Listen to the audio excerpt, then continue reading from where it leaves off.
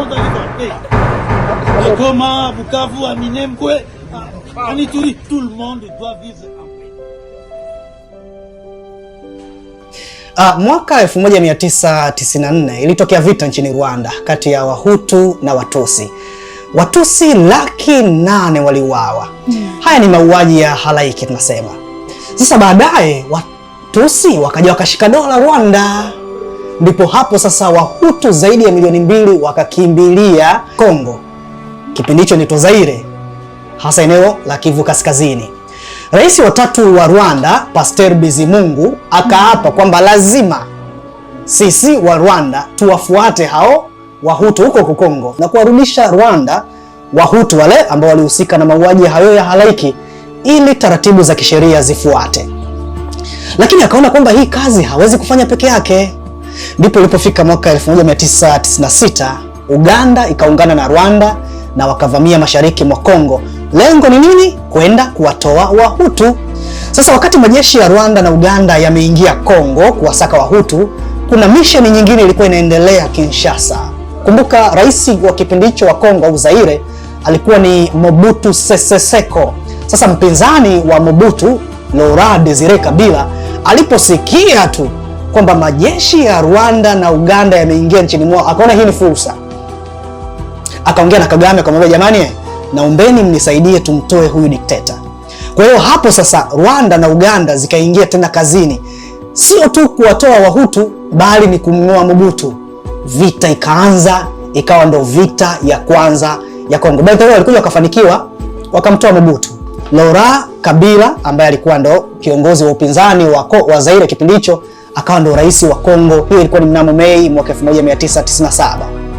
Na alipoingia tu madarakani, Kabila akabadili jina la Zaire na kuwa Jamhuri ya Kidemokrasia ya Kongo. Na kwa sababu ameshirikiana na Rwanda, yani Watusi, akasema sawa, haina shida, Pasteur Bizimungu na Kagame msiogope, Watusi nitawaweka kwenye serikali yangu. Kwa hiyo akawachagua baadhi ya Watusi wakaingia kwenye administration yake. Asa ilipofika mwaka 98, Kabila akaona hawa Rwanda hawa wataanza kuzoea nchini kwangu, ni kama wanaanza kujiwekea utawala hivi. Akaamuru Rwanda na Uganda waondoke mashariki mwa Kongo, warudi mkwao, akihofia kwamba wataweza kujimilikisha eneo hilo lenye utajiri wa madini. Kwa hiyo akaanza huo mchakato, lakini vile vile akaanza kuwafukuza wale Watusi ambao walikuwa wameingia kwenye administration yake, walikuwa wameingia serikalini. Tuna ili kuonesha kwamba alikuwa yuko serious, akawaruhusu Wahutu ambao ni wapinzani wa Watusi, wapinzani wa Kagame na Bizimungu, washike silaha na wajihami huko mashariki mwa Kongo. Alikuwa ni mtiti. Rwanda akaona huu ni usaliti. Yaani sisi tumekusaidia wewe kuingia madarakani, leo unataka unatufukuza hivi? Tuondoke kizembe? Hapana. Wanajeshi wa Rwanda wakaanza mchakato wa kuondoka mashariki mwa Kongo. Lakini Rais Bizimungu na Kamanda Paul Kagame hawakuridhika. Sasa ilipofika mwezi Agosti mwaka 1998, wapinzani wa Rais Laurent Kabila au Laurent Kabila wakiongozwa na Ernest Wamba wakaanzisha chama chao kiitwacho RCD Goma. Unajua tunavyoongelea chama tunamaanisha ni chama cha kisiasa, ila ni kikundi vile vile cha kijeshi. Tofauti na context ya Kitanzania tunavyoongelea chama cha kisiasa, najua tu ni wanadili na politics. Kwa hiyo majeshi ya Rwanda yalivyoondoka mashariki mwa Kongo, ilipita wiki 2 tu Rwanda ikaivamia rasmi Kongo na ikakitumia hiki chama cha RCD Goma kujipenyeza mitaani na vijijini. Na awamu hii Rwanda ilikuwa na nia ya kabisa ya kumtoa Kabila madarakani. Na hapo sasa ndipo vita ya pili ya Kongo ikaanza.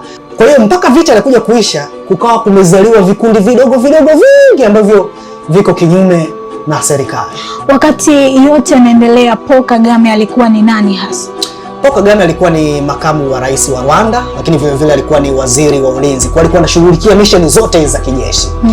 Na ilipofika mwaka 2000, wakati vita inazidi kuendelea sasa, Wahutu waliokuwa wakimbizi kule mashariki mwa Kongo wakasema na sisi ngoja tujilinde sisi kivyetu, maana huyu Mrwanda huyu Mtusi atakuja kutua.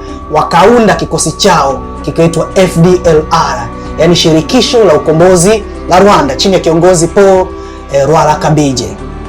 Na mwaka huo Mtusi Paul Kagame ndio akawa rais wa Rwanda. Hapo kumbuka vita inaendelea hapo. Mwaka 2001 Rais Laurent Desire Kabila alikuja akapigwa risasi na bodyguard wake. Mtoto wake ambaye ni Joseph Kabila akateuliwa kuwa rais wa Kongo akiwa na umri wa miaka 29, mdogo tu. Wakati huo vikundi mbalimbali vya wapiganaji vilikuwa vinaendelea kupigana na serikali ya Kongo huko mashariki. Kabisa.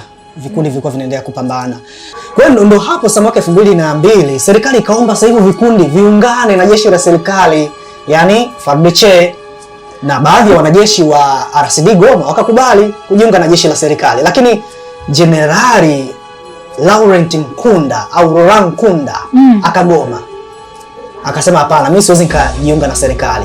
Kwa hiyo akawachukua baadhi ya wanajeshi wa RCD Goma na akaanzisha jeshi lake jipya akaliita CNDP. Aha, kwenye karatasi ya pili naona imeandikwa kwamba hii CNDP ndio chimbuko la M23 tunayosikia hivi leo. Sawa kabisa. Yaani CNDP, yani chama hiki cha kijeshi, walikuwa wanatawala kabisa mashariki mwa Kongo, hasa Kivu. Yaani walikuwa na maafisa wao wanaochukua kodi, walikuwa na kituo chao cha redio, walikuwa na mfumo wao wa kuajiri wanajeshi kutoka kwenye kambi za wakimbizi. Yaani walikuwa na administration ambayo ni ina work at full capacity. CNDP. Ilipofika mwaka 2006, Joseph Kabila akashinda urais katika uchaguzi wa kwanza wa kidemokrasia nchini Kongo. Akawa rais wa Kongo. Lakini kichwani akawa anawaza, ni jinsi gani nitaondoa CNDP kule mashariki? Ni jinsi gani nitaondoa Wahutu, yani FDLR? Lakini kubwa zaidi, ni jinsi gani nitakavyoviondoa hivi vikundi vidogo vidogo ambavyo vina silaha kule mashariki? Akaona jeshi la Kongo peke yake haliwezi. Akaenda kuongea na Rais Kagame wa Rwanda. Bwana Kagame, naomba unisaidie, nataka tuvitoe hivi vikundi mashariki mwa Kongo. Hatimaye ilipofika mwaka 2008, DRC na Rwanda zikaungana pamoja na kwenda kupambana na CNDP, FDLR na makundi mengine ya wapiganaji kule mashariki mwa Kongo. Kwa vita ikaanza. Lakini ilipofika mwaka 2009, vita ikiwa imepamba moto, CNDP ikagawanyika. Kiongozi wa CNDP, General Laurent Nkunda, akakamatwa na akapelekwa kizuizini nchini Rwanda, na watu wakashangaa inakuwaje Rwanda inamgeuka mwenzao. Kumbuka CNDP imeanzia kwenye RCD Goma ambao walitumiwa na Rwanda kumvamia Laurent Desire Kabila. Ni Watusi hawa. Watu wakasema huyu atakuwa ni mbuzi wa kafara. Sasa ilipofika mwezi Machi 2009 ikajitokeza tarehe ya kihistoria ya Machi 23. Kwani siku hiyo yalifanyika mazungumzo ya amani kati ya serikali ya Kongo na CNDP. Lengo wasitishe vita na wanajeshi wa CNDP wajiunge na jeshi la serikali. Sasa kwa kuwa CNDP ilikuwa ishagawanyika toka Januari, Laurent Nkunda alishasema kwamba yupo Rwanda kizuizini. Kipande cha pili kilichobaki kilikuwa kinaongozwa na kamanda anaitwa Bosco Ntaganda. Walipaswa wakubali kuingia kwenye jeshi la serikali la FARDC, yani jeshi la Kongo, lakini pia waliahidiwa kwamba wale wafungwa wao wa kisiasa wa CNDP wataachiwa huru na members wa CNDP wataingizwa kwenye serikali ya Jamhuri ya Kidemokrasia ya Kongo. Wengi wakasema waga. Kwa hiyo mapigano yakapoa. Waasi wakaungana na jeshi la serikali. Lakini ilipofika mwaka 2012 wale waasi ikawashinda. Wanajeshi wa zamani wa CNDP takriban 300 wakaasi jeshi la serikali. Wakaungana na kamanda wao wa zamani Bosco Ntaganda, wakaunda kikosi chao kipya wakakita Machi 23 Movement au M23 au M23. Wakati huo kuna kamanda mtata sana alikuwa anaitwa Kanali Mamadou Ndala. Alikuwa ndio anaongoza kikosi cha jeshi la Kongo maeneo. Ilikuwa ni balaa. Sasa wanajeshi wa M23 hawa, kikosi hiki kipya, wakadai kwamba wameasi jeshi kwa sababu makubaliano yaliyowekwa Machi 23 mwaka 2009 hayakufanyiwa kazi. Ahadi hazikutekelezwa, mazingira yalikuwa ni mabovu kule jeshini, chakula kilikuwa kibovu, hakuna dawa za kutosha, malipo kiduchu, wakaona bora warudi kuwa wapinzani. Aisee, kumbe huo ndio ulikuwa mwanzo wa M23. Kwa hiyo wanaobadilika ni viongozi tu. Yule mwanzilishi wa M23 Bosco Ntaganda aliingia kwenye ubalozi wa Marekani jijini Kigali mwezi Machi mwaka 2013 na akajisalimisha. Na sasa anatumikia kifungo chake huko Ubelgiji. Makundi ya wapiganaji yako mangapi? Jeshi la serikali ya Kongo inapambana na makundi zaidi ya 120. Lakini sasa Nura, kuna wananchi nao wakasema hapa kuna watu wengi sana wanaingia hapa, wageni wametoka Rwanda, kuna vikundi vinakuja vyenye silaha na nini, ngoja na sisi tujilinde, tushike silaha tupambane. Wakaunda makundi yao, wakaviita hivyo vikundi Mai au Wazalendo. Na kwa hiyo yako mengi, kwa kuna Mai ya Kutumba, Mai Mutomboki, Mai Fujo, Mai Mazembe. Autorisation na déclaré guerre na Rwanda.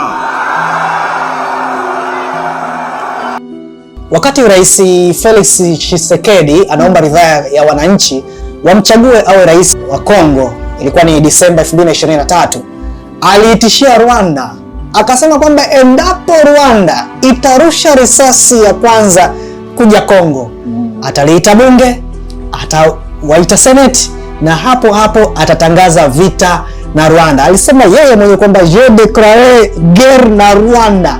Watu wakashangilia, yeah!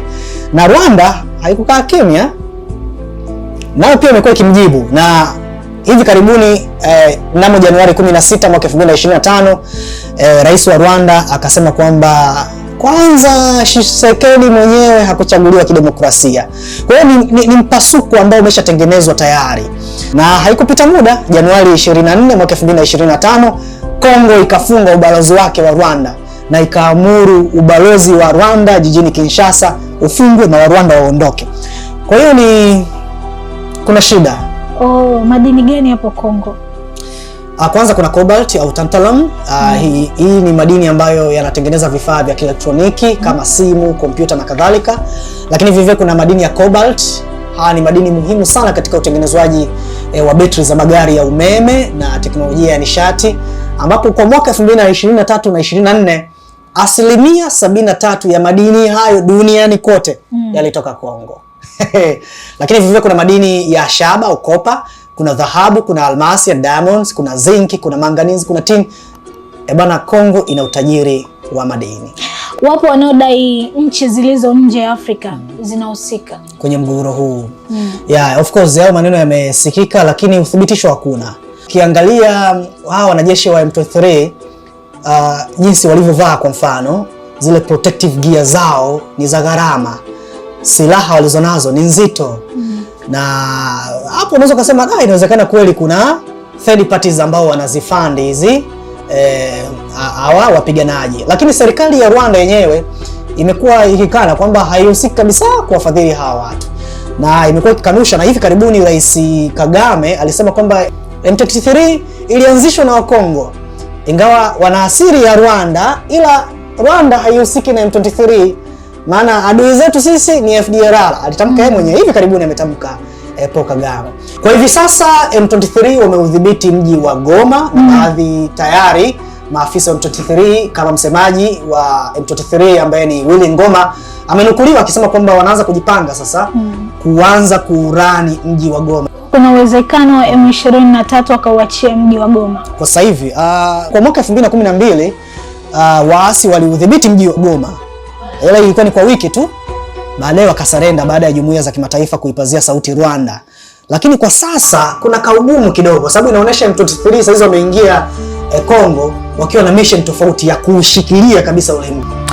Hakika hii ni Inside Story.